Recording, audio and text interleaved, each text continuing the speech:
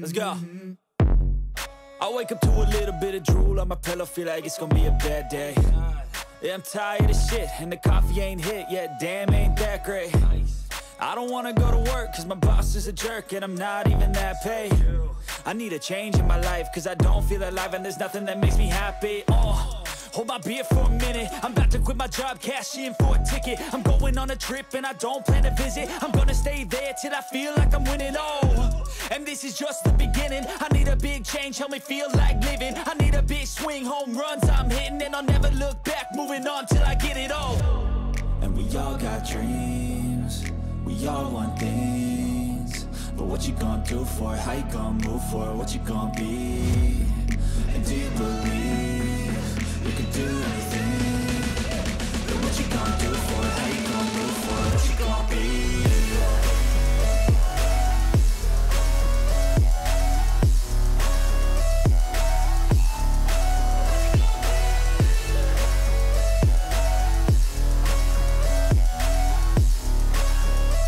Let's go. Hey. Yeah, this is my life, my strife, my right.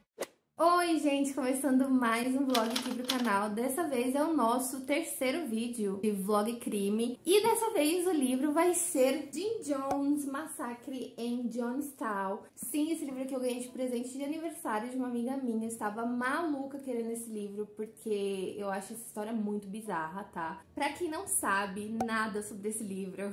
Vamos lá. Antes de começar a contar pra vocês sobre o que esse livro vai tratar, né? Lembrando que é uma história real. Eu sou a Ká, né? E esse aqui é o Garoto do Vlog. Então se você caiu nesse vídeo aqui aleatoriamente de paraquedas, seja bem-vindo. E já aproveita e se inscreve no canal, me acompanha lá nas minhas redes sociais, principalmente no Instagram, que é onde eu tô mais ativa com vocês sempre, consigo conversar melhor. Mas então vamos falar sobre Jim Jones, né? Pra quem não conhece absolutamente nada sobre essa história, sobre quem foi Jim Jones, gente. Jim Jones foi eu não consigo nem dizer um pastor porque não dá. Ele foi um homem muito louco aqui. Ele achava que ele era um deus, sabe? Mas ele morreu com 47 anos e ele foi o principal responsável pela morte de 909 pessoas, gente. Sim, 909 pessoas se mataram ou foram mortas em nome de uma fé, em nome de Deus, em nome de Jim Jones, porque acreditavam nesse cara aqui, e acreditavam no paraíso, e acreditavam que eles estavam se matando para ir para um paraíso, para, né, enfim, encontrar sei lá quem, não sei na onde. Eles acreditavam na palavra do reverendo Jim Jones, que foi esse cara aqui responsável pela morte de tantas milhares de pessoas. E esse daqui é o massacre mais horrível que eu já vi na minha vida e que levou tantas pessoas, assim, de uma forma tão cruel e tão sem sentido, sabe? Eu já comecei a ler ele, tá, gente? Eu já li a primeira parte, no caso, eu já li isso tudo aqui. Mas eu já tô indo pra segunda parte, que vai pra parte da Califórnia, e eu tenho algumas coisas já pra comentar com vocês nesse início de vlog. Então, assim...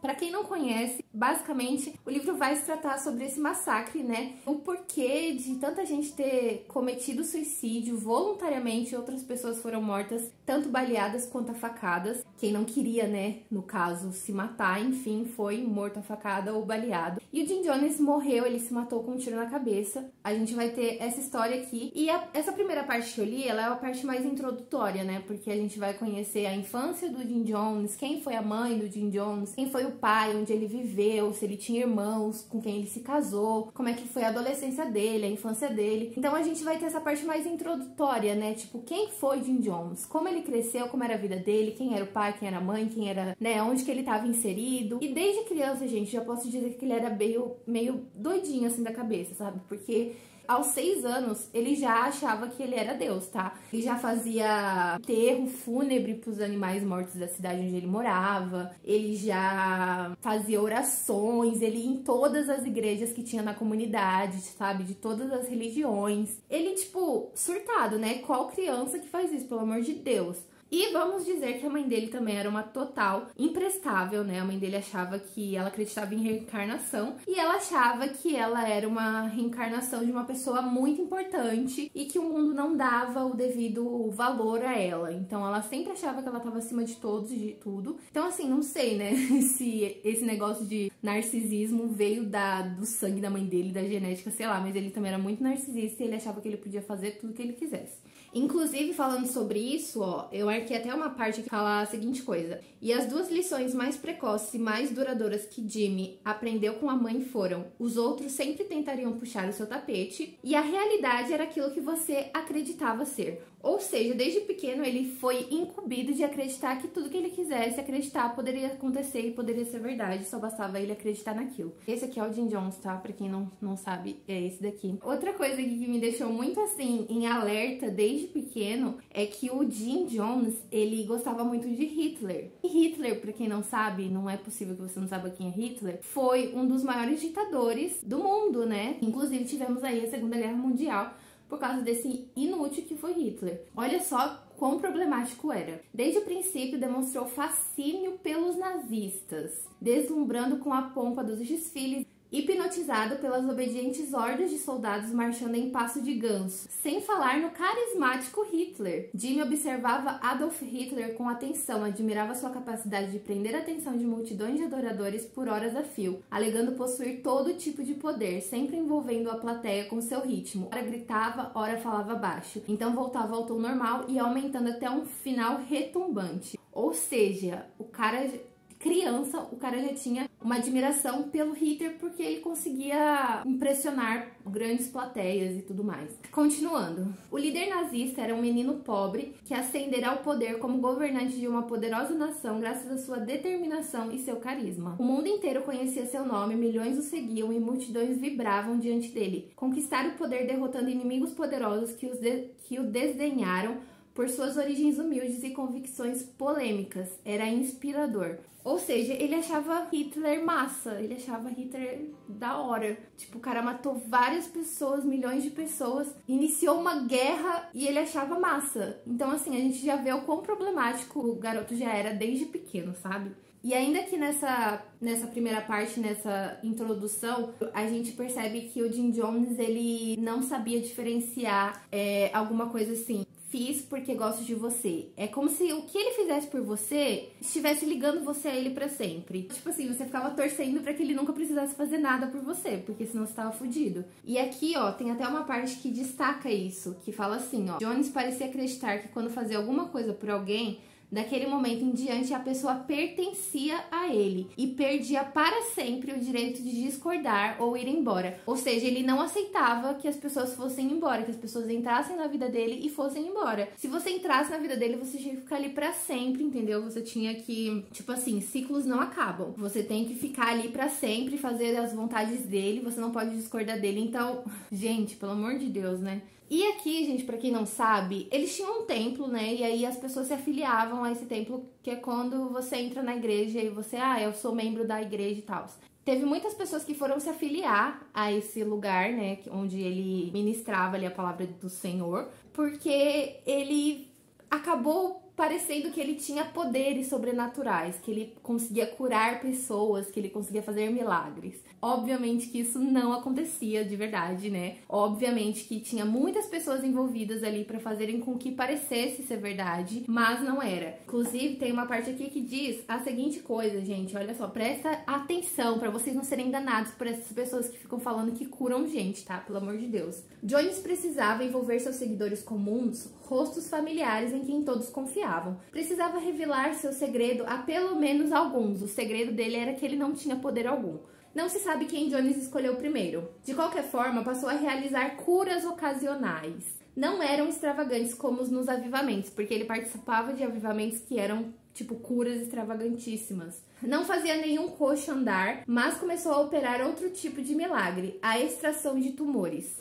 Para isso, seguia um rígido protocolo. Primeiro dizia o nome do enfermo e em seguida designava alguém para escoltá-lo até o banheiro. Ambos faziam parte da encenação. Obviamente que era uma encenação.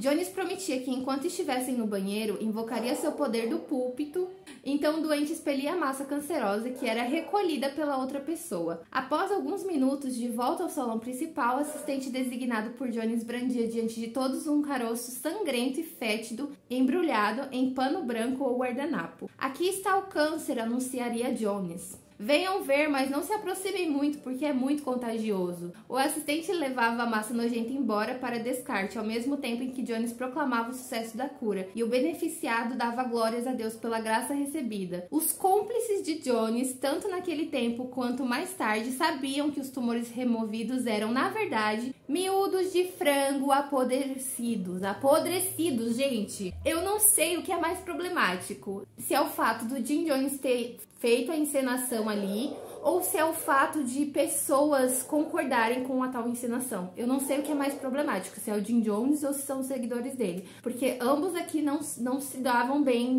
entendeu? Não batiam bem da cabeça. A última coisa que eu tenho pra comentar, já nesse primeiro take gigantesco aqui, sobre o Jones, né? Achar que os meios justificam os fins. E aqui ele fala assim: a lição que ficava para os seguidores de Jones era de que um fim louvável justificava qualquer meio escuso. Então, gente, realmente, assim, é uma coisa bem perturbadora. Ele é bem detalhado, e esse escritor aqui, o Jeff Ginn, foi o mesmo escritor que escreveu a biografia do Mason. Não li ainda a biografia do Mason, provavelmente ele vai entrar aqui pro vlog de crime, mas eu ainda não li. Eu tenho aqui na minha estante, mas ainda não consegui ler. Mas é o mesmo autor e esse livro aqui ele é bem detalhado, tá? Então, se você tem estômago fraco, eu não recomendaria que você lesse esse livro, porque ele é realmente bem detalhado. Essa parte aqui introdutória é bem detalhada mesmo. E a gente fica sabendo sobre a vida do Jim Jones desde o início, desde que ele era um bebê, até mesmo antes dele nascer. A gente já acompanha a vida da mãe dele. Eu tô gostando bastante de ler, mas eu confesso que eu já tive um pesadelo, tá? Durante a minha leitura aqui. Eu fui dormir numa noite e sonhei com o massacre de Jonestown. Então, assim, ficou realmente no meu subconsciente aqui, né, pra eu ter um pesadelo com esse cara aqui ridículo. Mas é isso, gente, eu vou continuar minha leitura aqui e depois que eu tiver mais atualizações, mais coisa pra comentar com vocês, eu volto aqui no vlog pra falar com vocês. Mas de início, é um livro que eu acho sensacional pra estudo, pra pesquisa, e pra quem gosta realmente de livros de crime, esse daqui é um prato cheio que eu já recomendo, tá? Então é isso, gente, quando eu tiver mais atualizações, eu volto aqui pra comentar com vocês sobre este livro do Jim Jones. Beijo e até mais. And this is my game to play, to claim a brand new name, oh. And I ain't gonna lie to you, I'm a bit nervous that I might screw everything up that I've ever done. But what's the point of living if you ain't having fun? I guess I'll try this, try that, might miss, gotta find what I'm good at. I guess I look here, look there, over where am I scared, where am I at? I gotta make it in this life, whatever makes me happy, know I'm doing things right. Sipping in the summer on a goose and Sprite, or find a nightclub for the end of the night, oh. And we all got dreams, we all want things, but what you gonna do for it, how you gonna move for it, what you gonna be? And do you believe we can do anything? But what you gonna do for it, how you gonna move for it, what you gonna be?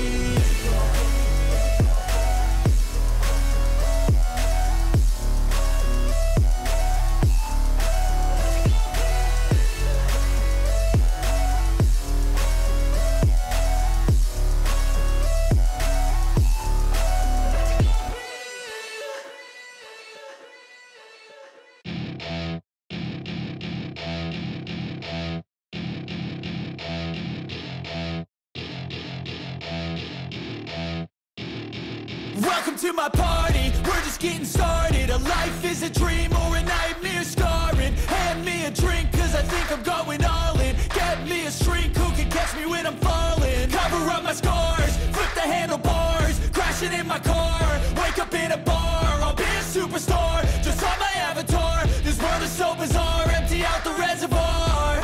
Yeah, I'm taking 6 shots, yeah, straight to the face. And I wanna get lost, I'm sick of this place. Don't know how to stop when I'm feeling this way. So I'm taking 6 shots till I'm feeling okay. I think I'm going crazy, don't think I'll get home safe. So I'm taking 6 shots all straight to the face. I'm taking 6 shots. Bom dia, gente, estou aqui para comentar com vocês um pouquinho sobre o livro de Jim Jones, O Massacre de Jonestown. Gente, fiz algumas marcações, não sei se vai dar pra vocês verem aí, mas esse livro ele é dividido em 3 partes, né? Eu lembro que eu tinha comentado tudo com vocês da primeira parte. E aí eu lembro que eu entrei na segunda parte do livro, que é Califórnia, né? E eu tenho bastante coisa pra comentar com vocês, eu vou tentar comentar tudo nesse take, espero que não fique gigantesco. Porque essa parte vai até a página 362, né? E ela começa na página 147, então assim, bastante coisa acontece aqui.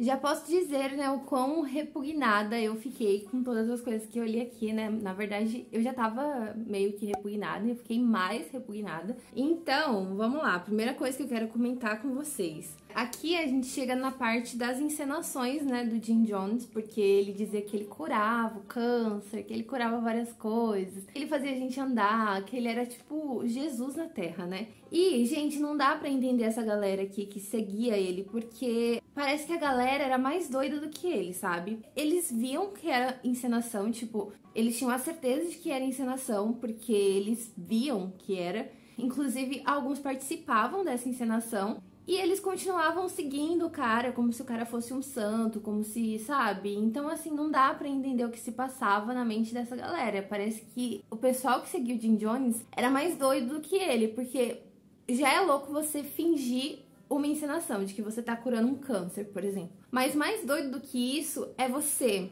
encenar e aceitar a encenação, tipo a farsa, sabe? Enganar as outras pessoas. E ser enganado também, porque de uma maneira ou outra você aceita a farsa, aceita a encenação, aceita a mentira e continua ali, né? Tipo, ah, não, o cara é um santo, o cara realmente cura as coisas, sendo que você sabe que não é. Outra coisa que a gente percebe aqui nesse livro, né? A gente é apresentado a esse fato, é de que o Jim Jones, ele meio que escolhia quem seria membro do templo. Então, como é que funcionava esse processo de escolha dele? Geralmente, ele escolhia as pessoas mais vulneráveis, sabe? Porque essas pessoas mais vulneráveis seriam pessoas mais fáceis dele manipular. Então, obviamente, ele meio que ia fazendo um filtro, tipo, as pessoas iam lá conhecer o templo e tudo, queriam participar das reuniões do templo. E daí, se ele visse que aquela pessoa poderia, em algum momento, questionar qualquer coisa que ele mandasse fazer, já descartava essa pessoa, tipo, essa pessoa não serve para ser membro do templo, né? Tanto é que tem uma parte aqui que diz a seguinte coisa: era ele quem decidia pessoalmente quem podia e quem não podia entrar. Estes últimos eram avisados de que não poderiam participar do encontro, em um outro dia talvez, tudo com muita delicadeza. E tipo assim, ele tinha o cuidado de ser delicado com essas pessoas que ele não queriam que fossem membros do templo, porque essas pessoas poderiam falar alguma coisa ou comentar alguma coisa com outras pessoas, fazendo com que outras pessoas não quisessem participar do templo também. E como ele queria decidir quem seria ou não membro do templo, ele não podia ser mal educado com as pessoas que ele não queria. Então ele falava tudo com muita delicadeza, com muito cuidado. Mas assim, bizarro, né? Mas apesar de ser bizarro, não é muito surpreendente, né? Porque obviamente o ditador, ele quer pessoas que sejam fáceis dele manipular, pra ele não ter nenhum tipo de trabalho, né? Outra coisa que, com toda certeza, acho que eu já disse isso no primeiro take que eu gravei, é que o Jim Jones era um ditador, ele gostava de pessoas ditadoras, tanto é que ele achava Hitler maravilhoso, né? Ele tinha uma coisa assim com Hitler, ai meu Deus, que perfeito, né? Ele falava as coisas que todo mundo ouvia. Então, ele adorava pessoas ditadoras, porque ele era um ditador narcisista, então ele se identificava com essas outras pessoas, né? E nada surpreendente que aqui ele também se identificava com quem? Um outro ditador que a gente teve aí na história do mundo, que fez coisas horríveis, que foi o Stalin. E tem uma parte aqui que, olha só, ele diz a seguinte coisa: a maior parte dos fiéis aceitava o que ouvia. Se o pai dizia, devia ser verdade. Mas os poucos que tinham algum conhecimento histórico, ou pelo menos se mantinham atualizados do que acontecia pelo mundo, ficavam incomodados se Jones insistisse que todos no templo deveriam honrar a memória de Stalin, cujas implacáveis perseguições haviam custado a vida de inúmeros inocentes. Durante um culto em São Francisco, Jones exaltou o governo soviético por preservar a vida selvagem, as tribos e grupos étnicos da Sibéria. E Gary não se conteve. Gary era um membro do templo. Levantou-se e perguntou: Jim, e os Gualgas, não sei falar isso, e as milhões de pessoas assassinadas. Com o rosto vermelho feito um pimentão, Jones gritou: "Seu moleque arrogante acha que sabe de tudo?" Em seguida, esbravejou por vários minutos criticando Gary e os demais tipos presunçosos e metidos a intelectuais como ele. Gritava tanto que a boca até espumava, lembra Gary. Me senti humilhado. E de fato, ele foi humilhado publicamente na frente de várias pessoas, porque ele lembrou, né, ou pelo menos teve a consciência de falar que Stalin não foi um grande herói, que ele matou diversas pessoas, diversos inocentes foram mortos por causa da causa de Stalin. Então, continuo aqui insistindo que a gente não pode parar de falar do passado, parar de falar das guerras, parar de falar das várias atrocidades que aconteceram pelo mundo por causa de seres humanos imbecis, narcisistas e que se achavam maiorais. Entendeu? A gente não pode parar de falar dessas coisas, porque quando a gente para de falar dessas coisas, elas são esquecidas. E a gente tem que sempre lembrar dos nossos erros para que eles não sejam repetidos. Outra coisa, gente, que tem aqui pra comentar, eu já tô falando pra caramba nesse take, mas vai ser isso, é que a mãe do Jim Jones, a Lynetta, ela tinha uma mente totalmente deturpada, né? Ela já achava que ela era importante, que ela era um ser divino, que ela tinha que fazer coisas grandiosas, só que ela nunca fez nada. E daí, eu acho que ela passou isso que ela tinha com ela pro Jim Jones. Ela, tipo, não ligava pro filho, nem nada demais. Não tinha certos cuidados com a criança. Então, acho que essa falta de cuidado pela parte da mãe, tanto quanto pela parte do pai do Jones, afetou o crescimento dele, sim. E ela começava a dizer pro Jim Jones que ele que faria coisas grandiosas em nome dela. Então, ele já cresceu com essa mente sendo trabalhada para coisas terríveis, eu acho, sabe? Porque aqui, numa parte, olha só, Jones não tinha limite. Havia puxado a mãe, Lynetta, que nas raras vezes que tentava lhe dar atenção, ficava contando histórias de visões e reencarnações. Dizia que Jim estava predestinado a um futuro grandioso. Mesmo com o filho já adulto, Lynetta enfatizava que ele era especial desde que nasceu. Ficava repetindo a história da primeira visão, que daria luz a um filho divino, para quem tinha paciência de ouvir e para quem não tinha. Então, assim, eu acredito fielmente que isso aqui afetou muito a perspectiva de crescimento do Jones, a perspectiva que ele via a vida. Quando você cresce ouvindo que você é um ser divino, que você é especial, que você vai fazer coisas grandiosas, que a sua mãe teve uma visão com você quando você era criança, isso vai afetar você na sua vida. Você literalmente vai achar que você é um ser divino e que você está acima de todos. Isso não é verdade, né? Ninguém tá acima de ninguém. Eu acredito fielmente que isso aqui deturpou totalmente a mente do Jim Jones, que já era meio problemática desde que ele era pequeno, né? Aí teve uma parte aqui, gente, que eu ri totalmente. Eu até escrevi um comentário que eu coloquei KKK, virou carinha do X-Men, o Scott. Porque, gente, não faz nenhum sentido. Isso aqui, eu literalmente li e eu dei risada. Se antes usava óculos escuros de forma esporádica, a partir de então passou a recorrer às lentes escurecidas o tempo todo, com a desculpa de que seus poderes eram tão fortes que irradiavam dos olhos. Quem olhasse direto para eles poderia acabar se queimando. Gente, não, aí a gente chega numa parte aqui, já tô quase acabando, que é na página 237. Os meus comentários são totalmente de mim mesma emputecida. Então, olha só, esses comentários aqui são um pouco fortes porque ele vai falar sobre sexo, né, sobre coisas que aconteciam dentro do templo do Jim Jones, né, e coisas muito fortes. Então, se você não tem estômago, eu sugiro que você pule essa parte do vídeo. Mas olha só, gente, diz a seguinte coisa nessa página. Assim que a sanha sexual de Jones chegou a um nível quase obsessivo, sempre havia uma mulher do templo que ele precisava conseguir de qualquer jeito. Chegou a vez de Cartmel entrar no jogo. Ficou encarregada da agenda de trepadas do pastor, um caderno que listava quem Jones levaria para a cama e quando. E Jones teve relações sexuais com pelo menos uma delas, uma menina de 14 anos. Na onde que esse cara era divino? Na onde? Continuando, né? Vez ou outra, Jones também fazia sexo com seguidores homens. Nunca com tanta frequência como com as mulheres, mas o suficiente para que alguns de seus ex-parceiros alertassem os líderes mais jovens. Se for pedir para o pai te comer, não deixe de se lavar. Sempre que falava em seu círculo íntimo sobre sexo com homens, Jones frisava que ele precisava ser de tudo um pouco para todo mundo.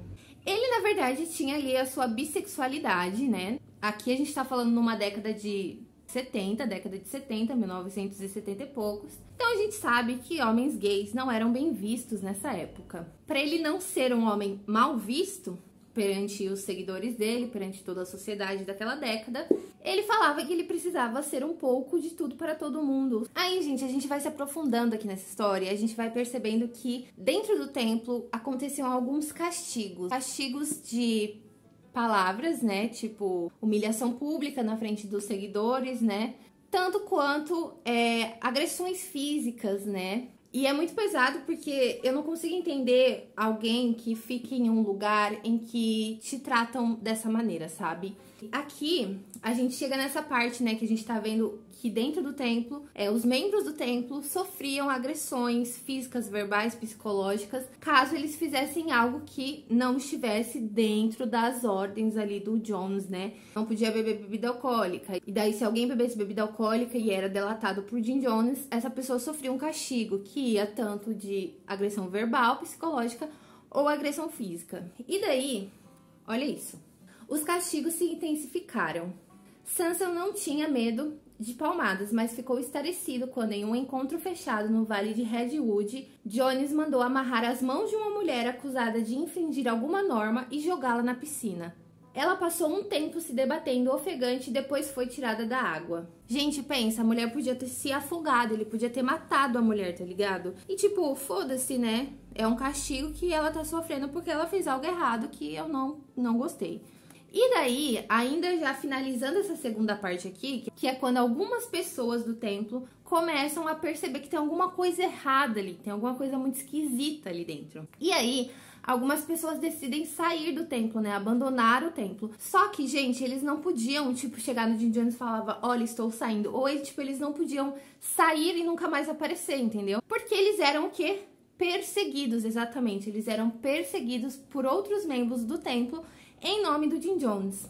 Porque Jim Jones tinha medo de que essas pessoas que saíram do templo falassem do que acontecia de fato lá dentro, né? E aí nessa página, que já é na 338, a gente tem algumas coisas relacionadas a essa perseguição que o pessoal que saía da igreja, né, sofria.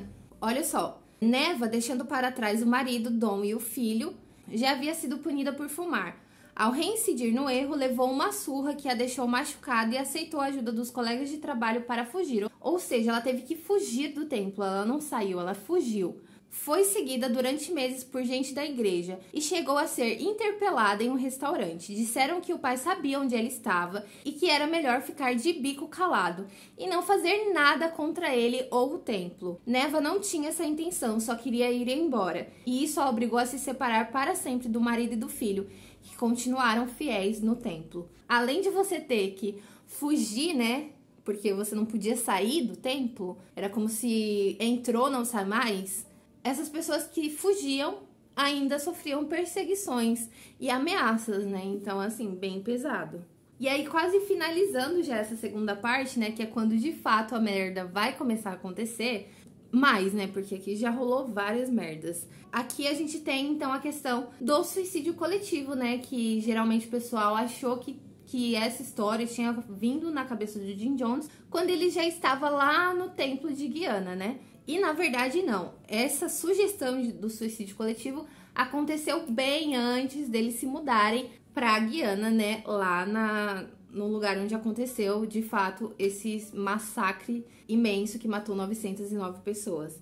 E aqui diz o seguinte, ó. Não ia ser igual a 11 de setembro, jogar o avião em um prédio e matar pessoas inocentes. Quem morreria seria só a gente, como sempre. Jones nunca poupava ninguém. O plano de suicídio coletivo não surgiu na Guiana. Isso aqui é um cara um ex-membro do templo falando disso, né? E daí eu fico me perguntando, gente, quem que é mais problemático? O Jim Jones, que deu a ideia, ou os membros que aceitaram a ideia? Porque eu não consigo entender, tipo assim, ai, vamos se matar? Ai, vamos, claro! Sabe, não entra na minha cabeça. Ainda mais por um fato, tipo assim, ai, a gente vai se matar porque a gente vai pra Terra Prometida. Tipo, um ato religioso. Eu não consigo entender, isso simplesmente não entra na minha cabeça. E aí, pra finalizar essa segunda parte, né, ainda falando sobre a ideia desse suicídio coletivo, que surgiu bem antes deles se mudarem pro lugar onde de fato aconteceu a cagada, né, a merda toda, aqui continua essa história do suicídio coletivo, né, e diz o seguinte: o tema do suicídio continuava bastante presente. No feriado do Memorial Day, Jones participou de uma manifestação contra o suicídio na ponte Golden Gate, da qual muitas pessoas desenganadas costumam se atirar. Suas palavras assumiram um tom profético. O suicídio é sintoma de uma sociedade indiferente. O suicida é vítima de uma situação inaceitável. E acrescentou que andava tendo tendências suicidas pela primeira vez na vida. É, né, gato? Só que você devia ter se matado sozinho, não levado mais 900 pessoas com você. E, gente, eu achei isso aqui algo totalmente controverso, porque se você for parar pra pensar, ele foi na ponte, onde milhares de pessoas já se mataram ali. Isso acontece até hoje, nos dias de hoje, para uma manifestação contra o suicídio, sendo que lá na frente ele fez um massacre suicida coletivo, tipo, e isso já tava na cabeça dele quando ele foi fazer essa palestra na ponte Golden Gate. Então, o cara era totalmente controverso, sabe? Mas é isso, gente, que eu achei sobre toda a segunda parte desse livro. Eu vou começar agora a ler a terceira parte, que é a parte que eu acho que começa realmente a merda, né? Que é Guiana.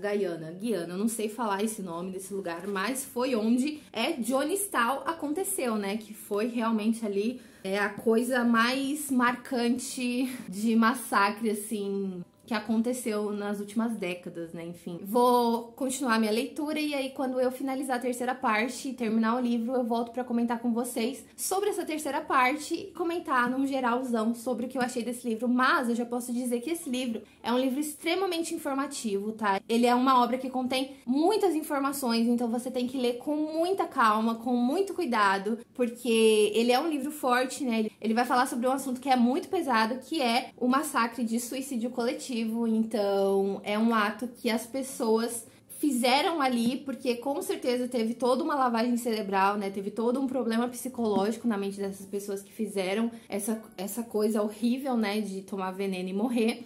Você tem que ter um pouco de estômago e você tem que ler com calma. Inclusive, eu fiquei acho que 2 semanas sem ler esse livro, porque eu não tava conseguindo digerir tudo que eu tava lendo, sabe? E tava me fazendo muito mal, tanto é que eu tava tendo pesadelo à noite. Eu sonhava com massacre, eu sonhava com suicídio. E aí eu falei, não, calma, vamos dar uma pausa neste livro aqui. Daí eu comecei a ler outros livros mais leves pra depois voltar a ler Jonestown, porque é um livro que você tem que ler com calma, sabe? Você tem que estar bem aqui da cabeça, ou pelo menos não tá bem, mas saber lidar com os seus problemas e o que aconteceu aqui. Então, basicamente é isso, gente. Quando eu finalizar o livro, eu volto pra comentar com vocês sobre essa história, mas é um livro que eu recomendo muito, principalmente se você gosta de assuntos sobre crimes reais, né? Sobre true crime. É um livro extremamente rico e é isso, gente.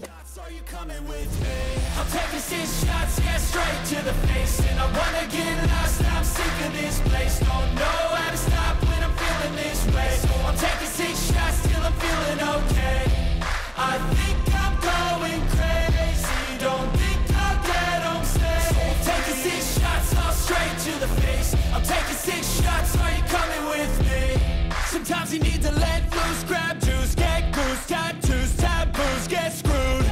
Loosen up, buttercup, all those hate comments will never make you feel enough. We're all adequate graduates, heart full of calluses, but we know calculus. Damn, ain't that fabulous, can't wait to apply all those mathematicus. But we can't get a job that pays us enough, I'm about to pop off.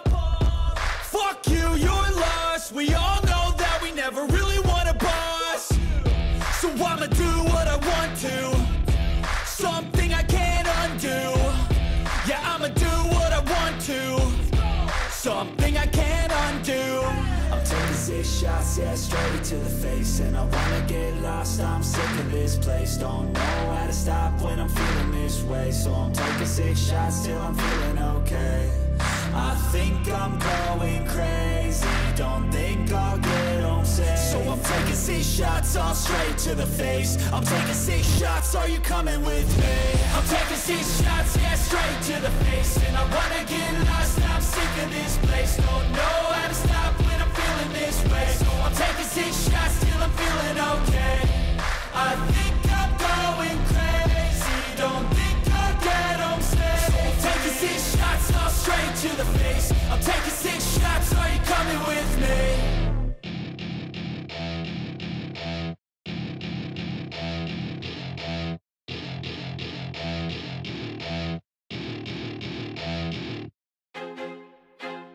I feel like I'm losing my mind. Is everybody in the world blind? Please, Lord, give me a sign, a sign. I feel like I'm losing my mind. Is everybody in the world blind? Please, Lord, give me a sign, a sign. I wanna be the greatest. Everybody on the fake shit. I look around and feel like everybody is the fakest. I make this every day and I'm impatient, hoping one day I blow up from the basement. Statement, the top is so vacant. I don't hear shit that I think is amazing. Waiting for my day when I'm playing sold out shows for 1,000 faces. Hey, give me that crown, get in my way and to be put down. It ain't your place, all this my town. If I want that shit, then I'll get it right now. I'm losing it, the noose it fits. I'm losing shit, a stupid myth. You choose to live or choose to dip. You choose to fight or lose your grip and lose a gift. I feel like I'm losing my mind. Is everybody in the world blind? Please, Lord, give me a sign, a sign. I feel like I'm losing my mind. Is everybody in the world blind? Please, Lord, give me a sign, a sign. Yeah. There's no mercy in this world, just hunger-thirsty persons in different versions. Each new update, that shit worsens. Why? Pull back the curtain and you'll see the different vermin. We all have different burdens that all seem to cause disturbance. Yo, so do me a favor, don't treat me like a neighbor. Don't need the different flavors of your problems just to savor. I've got my own issues, I need a comb to get through. Don't need to groan with you, just go get your own tissue. I feel like I'm losing my mind. Is everybody in the world blind? Please, Lord, give me a sign. Bom dia, gente! Hoje é dia 28 de março e finalmente estamos terminando este vlog, né, sobre o livro do Jim Jones, Massacre em Jonestown. E eu terminei de ler esse livro ontem à noite e venho comentar com vocês um pouquinho sobre o que eu achei. Agora são 8h30 da manhã, eu acordei faz mais ou menos 1 hora, tomei meu café, já acabei com o café daqui de casa, olha só que maravilha. A Mora tá ali, ó, na cama, dormindo. Vim comentar com vocês hoje sobre o que eu achei desse livro. Eu terminei ontem esse livro à noite, era mais ou menos umas 9 horas da noite, né? E daí, preciso dizer que não dormi bem à noite, tá? Só pra constar aqui nesse vlog. Eu não lembro quando eu comecei esse vlog, tá? Então, provavelmente, acho que foi no mês passado que eu comecei a gravar este vlog. E eu só terminei agora esse vlog no dia 27, 28... Nem sei que dia é hoje. E estamos finalizando este vlog agora no dia 28 de março. Então, eu demorei basicamente 1 mês e pouquinho pra ler este livro aqui. Provavelmente, se eu não me engano, foi mesmo no começo do mês passado que eu comecei a gravar este vlog pra vocês. Mas, como eu disse, né, gente, eu fiquei 2 semanas mais ou menos sem ler esse livro. Eu só pegava esse livro pra ler nos fins de semana, que é quando eu dava um gás na leitura dele. E na semana eu lia outros livros, porque é uma leitura muito pesada esse livro, tá? É uma leitura muito densa, então a gente precisa dar aquela parada, respirar um pouquinho, porque senão a gente fica maluco, né? Como eu disse pra vocês, quando eu tava lendo esse livro todo dia, pelo menos um pouquinho, eu comecei a ter pesadelos à noite relacionado a suicídio coletivo, a massacre. Então eu falei, gente, calma, preciso respirar, porque, né, eu já sou meio louca. Aí eu fico lendo essas coisas, eu fico mais doida ainda. Então foi por isso que eu demorei tanto pra ler esse livro, mas é uma coisa super normal, porque quando a gente lê livros de não ficção, principalmente sobre crimes e atos horríveis que aconteceram com a nossa sociedade, a gente tende a ler com mais calma, né, a ler com mais cuidado, até porque a gente está absorvendo muitas informações, né, de coisas reais que realmente aconteceram durante um longo tempo. Então, o nosso cérebro, ele funciona de uma forma Pelo menos o meu, né? Funciona de uma forma que vai absorvendo as informações com calma. E por isso que eu demorei bastante tempo, um mês mais ou menos, pra ler este livro aqui. Mas enfim, gente, vamos lá. Hoje é terça-feira e no fim de semana, no sábado, né? Na sexta-noite, digamos, eu comecei a terceira parte desse livro aqui, que é então quando a gente entra na parte, né, que toda merda realmente vai acontecer. A gente já tá ciente disso, que é a parte da Guaiana, não sei falar. Que é onde tudo aconteceu, né? Onde o massacre e o suicídio coletivo aconteceu. E eu tenho algumas coisas a comentar com vocês, né? Eu vou comentar tudo que eu marquei nessa terceira parte, porque foi a parte que eu mais fiquei putaça da vida, entendeu? E é isso, entendeu? Porque não tem como não ficar brava lendo esse livro. Eu tinha até me esquecido de como era essa sensação, porque fazia muito tempo que eu não lia um livro de não ficção, um livro sobre crime real. E agora que eu li, eu fiquei, gente, que saudade de ficar puta com essas coisas. Mas que tristeza também, porque, né, isso não devia nem ter acontecido. E estamos aqui falando sobre isso. Aqui, gente, a gente já entra num quesito onde o Jim Jones, ele tava ficando meio paranoico, né? Tipo assim, ele sempre foi paranoico. Ele sempre teve essa coisa de estão me perseguindo, todos querem me matar, alguma coisa ruim vai acontecer, algo nuclear vai destruir o mundo, um ataque vai vir e vai acabar com o meu templo. Então ele sempre teve essa paranoia dentro da cabeça dele. E aqui ele começa a utilizar drogas, né? Não aqui necessariamente nessa terceira parte. Na segunda parte do livro a gente já vê que ele tá utilizando drogas, né? Que, enfim. Só que aqui ele começa a abusar das drogas, né? E é aí que ele começa a ficar ainda mais paranoico, né? Mais do que ele já era. Porque ele já era muito paranoico antes mesmo de abusar das drogas. E aqui tem uma parte que fala a seguinte coisa, ó. Na cabeça de Johnny, seus adversários eram mais ardilosos e numerosos que nunca. As conspirações contra ele já tinham dimensões internacionais. Ele só estava reagindo à altura. Ou seja, eu acho realmente que isso foi consequência das drogas, né? Do abuso de drogas que ele estava fazendo. Mas, assim, não vou dizer que não tinha ninguém perseguindo o templo, porque tinha, né? Porque, tipo, tinha pessoas que estavam vendo que aquilo estava acontecendo e que não era algo normal. Então, a galera meio que falou assim, peraí, vamos investigar esse templo, né? Que tem alguma coisa errada aqui. Eu não diria que era uma perseguição, era mais tipo uma investigação pra saber se estava tudo de acordo ou não, ou se tinha alguma coisa errada. Só que na cabeça do Jim Jones, pra ele era uma perseguição, pra eles estavam querendo destruir o templo. Então, tipo assim, uma coisa que é 10% pra mim, pra ele já era uma questão de 100% acima da medida certa, entendeu? E aí, gente, a gente começa aqui a ver que tem membros que saíram do templo, né? Então, são ex-membros do templo. E esses ex-membros do templo, eles começaram a fazer denúncias sobre coisas que eles viveram lá, tipo agressões que eles sofreram ou que eles presenciaram. As pessoas não podiam sair do templo, que as pessoas tinham que fugir do templo. Então, tudo que eles viram ao longo de estar ali dentro, sabe? Eles começaram a denunciar. E aí foi que houve uma investigação realmente, né? A Embaixada dos Estados Unidos indo pra Guiana pra ver o que estava acontecendo, se realmente tinha alguma coisa errada. Falando com os membros que ainda estavam lá no templo, né? Tipo, se eles eram escravizados ou se eles poderiam sair do templo se eles quisessem. E aí, gente, todos os membros falavam que não, que eles eram super felizes lá, que eles estavam lá porque eles queriam, que não tinha nada disso, não sei o quê. Só que daí, eu fico me perguntando, por que os ex-membros iriam inventar alguma coisa assim, sabe? Por que eles iam inventar acusações de agressão física, verbal, psicológica? Por que eles iam inventar que eles não conseguiam sair do templo, que eles tinham que fugir do templo, sabe? Não tem porquê, não tem motivo, eles não tinham nada a ganhar com isso. Teve uma declaração aqui que eu não sei quem que foi que fez, que eu não me lembro agora.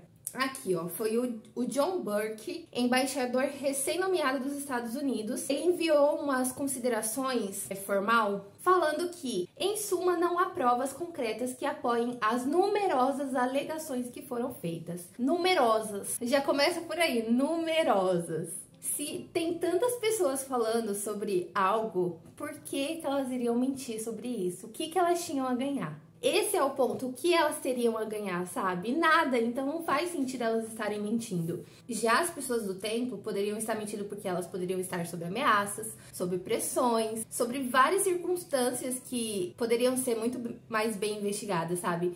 Então isso aqui já me deixou brava. Só que ainda não foi o ápice de eu ter ficado tão nervosa, sabe? A gente ainda continua nessa coisa das pessoas quererem sair do templo e não conseguirem, sabe? Terem que fugir, terem que, enfim, dar seus pulos ali pra conseguir, de fato, ir embora do templo e não ser mais membro, não participar da comunidade, né, cristã. E não era nem uma comunidade, era uma seita mesmo. E aqui nessa página 399 fala sobre dois adolescentes que tentaram fugir do templo, são o Tommy e o Brian. Planejavam atravessar a selva até Venezuela e de lá retornar para os Estados Unidos. Mas seu avanço era lento e acabaram sendo alcançados pela guarda de Jonestown e trazidos de volta para a missão. Que missão, mano! Como castigo, tiveram que andar com grilhões nos pés por várias semanas. Jones queria que a punição fosse severa o suficiente para desencorajar qualquer pessoa que também estivesse pensando em fugir. Gente, eu não entendo. Se a pessoa quer ir embora, deixa ela ir embora, velho. Deixa ela ir embora. Mas não, ele é tão perturbado ao ponto dele trazer as pessoas que tentaram fugir de volta e dar castigos para que outras pessoas não pudessem, tipo,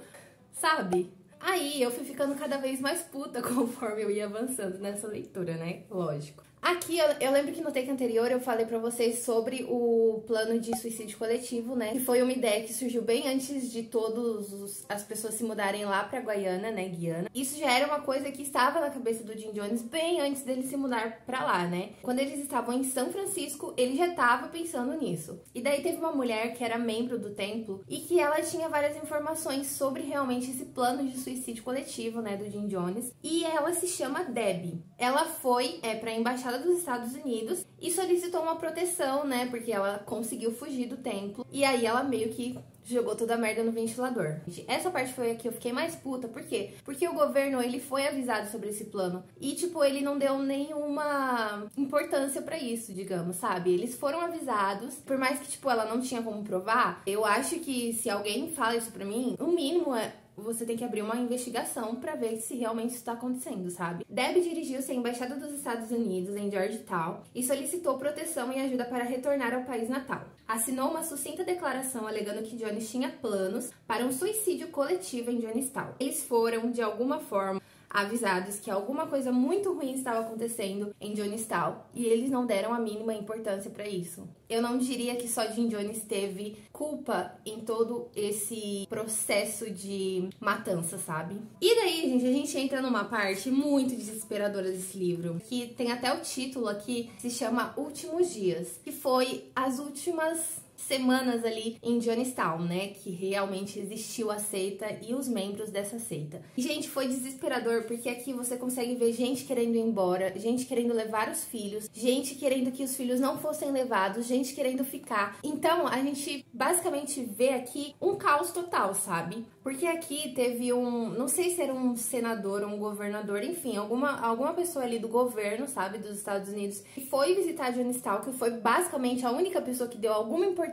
para todas as queixas que estavam sendo feitas contra esse templo. Esse cara, né, o Léo Ryan, ele foi pra lá fazer uma visita, a fim de que a visita dele e quem quisesse ir embora de Jonestown iria com ele. Então, basicamente foi isso. Tanto que o Jim Jones, ele não é nada bobo, né? E ele tentou de várias maneiras fazer com que esse Léo Ryan não fosse visitar o templo, porque ele não queria perder membros do templo, né? Obviamente. E daí a gente vê essa questão desse tumulto, dessas brigas, dessas pessoas querendo ir embora, pessoas querendo ficar, e pessoas querendo levar os filhos, e outras pessoas querendo que os filhos não fossem embora. Então, olha isso, gente. Enquanto embarcavam, Al Simon chegou agitado, com uma criança pequena em cada braço. Disse a Ryan que queria ir junto e que levaria os dois filhos. Instantes depois, Bonnie, sua esposa, apareceu correndo e começou a puxar as crianças, gritando que os filhos também eram dela e que o marido não tinha o direito de levá-los. Então imagina, um pai e uma mãe, o pai querendo ir embora, a mãe querendo ficar, o pai querendo levar os filhos, a mãe querendo que os filhos fiquem. Pensa no caos, gente. O caos total, ele estava inserido aqui em Jonestown. Aqui, nessa parte que eu tô, na página 455, ele já está dando ordens para que o suicídio coletivo acontecesse. Então, você imagina o meu desespero quando eu comecei a ler isso aqui e li isso daqui.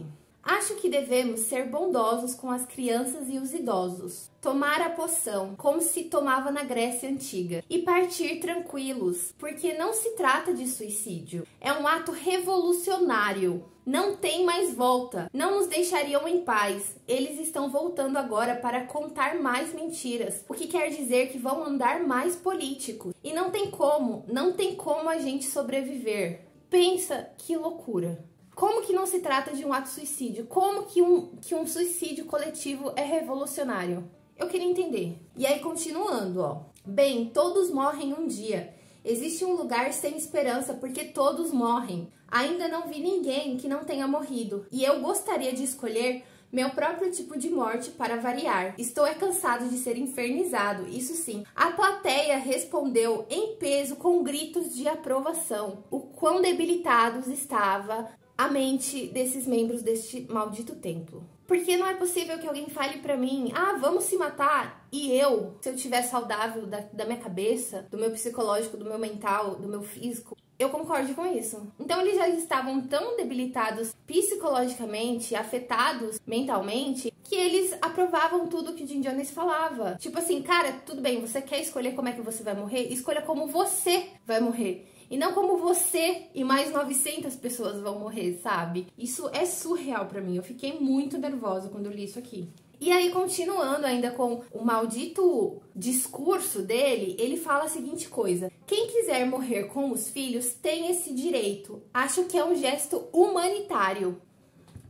Galera, e aí o autor, já no parágrafo abaixo, ele já responde esse negócio de gesto humanitário aqui, né? Que de humano não tem nada. Não há nada de humanitário no envenenamento por cianureto. Como meio de suicídio, sua única vantagem é a eficácia. O cianureto impede as células do corpo de absorver o oxigênio do sangue. A asfixia é certa e lenta. Em O Manual do Envenenador, Deborah Bloom descreve: os últimos minutos de uma morte por cianureto são brutais, marcados por convulsões, uma falta de ar desesperadora, uma espuma sangrenta de vômito e saliva que sai pela boca e, por fim, o alívio da perda da consciência. Ou seja, você basicamente sofre até você perder a consciência. E na onde que isso é humanitário? Me diga, Jim Jones. Me diga daí do inferno, que é onde você está. Fala pra mim.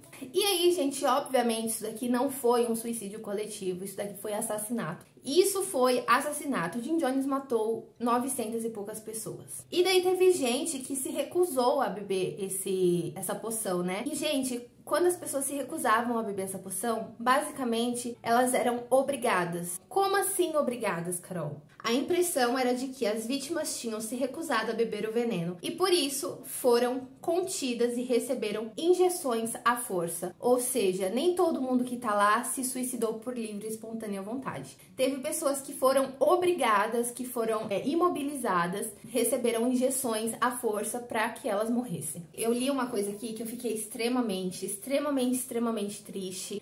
Imaginando a família dessas pessoas, porque mais de 400 corpos não foram identificados, eles não conseguiram identificar, nem pelas digitais e nem pela arcada dentária. E eu fico imaginando a família dessas pessoas que até hoje não sabe onde estão seus familiares, sabe? Não sabe se eles sobreviveram, não sabe se eles morreram, eles não sabem nada, eles não puderam enterrar os seus familiares, eles não puderam se despedir dos seus familiares. Eles não puderam enterrar os familiares em paz, sabe? Para que eles descansassem. No total, 409 corpos não puderam ser identificados. Após uma busca exaustiva por um local que aceitasse enterrá-los, o cemitério Evergreen de Oakland cedeu espaço para uma vala comum, onde os cadáveres foram sepultados em 11 de maio de 79, quase 6 meses depois do massacre, sem serem identificados, sem que suas famílias pudessem se despedir, sem que elas soubessem de absolutamente nada de onde estavam os corpos dos seus familiares.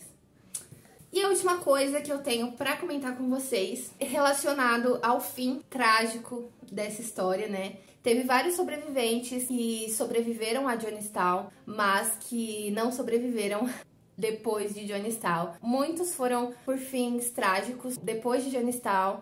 Muitos acabaram se suicidando mesmo, de fato. E outros cometeram familicídio, né? Mataram a esposa, os filhos e se mataram no final. Então, vários desses membros tiveram finais trágicos. Não sei se por conta de não conseguirem lidar com o fato de que eles viveram Jonestown, sabe? E de que, enfim, eu não sei dizer. E por fim, gente, eu queria recomendar esse livro pra vocês, porque realmente é um livro extremamente cheio de informações, repleto de coisas super úteis que a gente precisa comentar mais, sabe? Que a gente precisa saber até. Ele tem uma cronologia incrível, tá? A gente conhece Jim Jones antes mesmo dele nascer, sabe? Então a gente acaba conhecendo primeiro a mãe do Jim Jones, como é que foi a infância dela, como é que era a vida dela, pra depois ela engravidar e depois a gente começar a conhecer o Jim Jones de fato. A gente conhece os pais do Jim Jones antes mesmo de conhecer o Jim Jones. É uma cronologia incrível, super detalhado, sabe? Realmente, assim, um livro que eu diria que basicamente é um glossário, sabe? Cronológico, o que realmente aconteceu em Jonestown.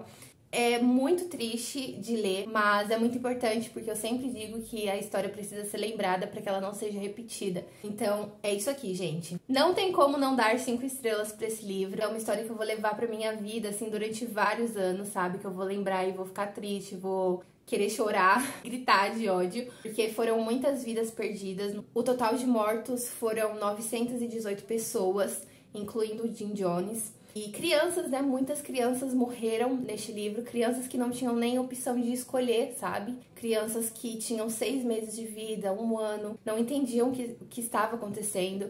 Então é muito triste quando você para pra pensar nisso, sabe? Que várias vidas foram perdidas por causa de uma seita, por causa de atos políticos e socialistas e religiosos. Então é muito marcante, assim, sabe? Me dá até uma vontade de chorar, porque eu fico extremamente impactada com isso, sabe? É algo que eu não consigo aceitar, que eu não consigo entender. E enfim, né, gente? A crueldade humana, ela vai além, ela tem proporções gigantescas e é como eu sempre digo, pessoas podem fazer coisas incríveis, mas as pessoas, elas também conseguem fazer coisas totalmente inescrupulosas e imperdoáveis. Então eu dei 5 estrelas para esse livro. Recomendo muito a leitura, mas eu recomendo que você leia esse livro quando você estiver numa boa época da sua vida, porque senão você vai ficar igual eu, tá? Você vai ter pesadelos, você... Enfim, já falei aqui por 30 minutos, tá? É isso, gente. Esse foi o vlog, mais um vlog crime aqui pro canal, terceiro desta edição deste projeto. Espero que vocês estejam gostando. Eu já escolhi qual vai ser o próximo livro do vlog crime, espero que vocês gostem. E em breve ele vai sair aqui pra vocês, tá? Não sei dizer quando, mas ele vai sair. Eu vou deixar o link pra compra desse livro aqui na descrição, tá? Comprando com o meu link você me ajuda com uma pequena comissão. Não paga nada mais por isso, mas apoia meu trabalho aqui na internet. E se você é novo e chegou nesse vídeo de paraquedas, seja bem-vindo. Eu sou a Kai, essa aqui é o Garota do Vlog. Ah, e essa aqui é a Amora. Já se inscreve no canal, ativa o sininho pra não perder nenhum vídeo novo que sair por aqui. Beijão pra vocês. Tchau, tchau.